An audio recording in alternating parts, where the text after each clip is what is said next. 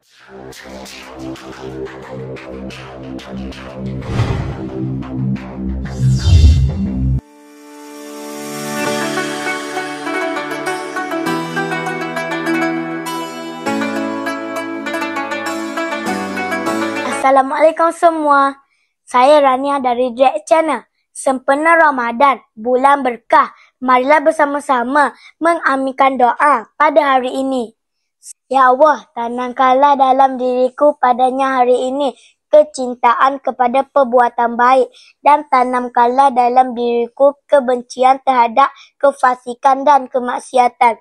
Serta haramkanlah ke atas diriku daripada mendapat kemurkaan-Mu dan api neraka dengan pertolongan-Mu.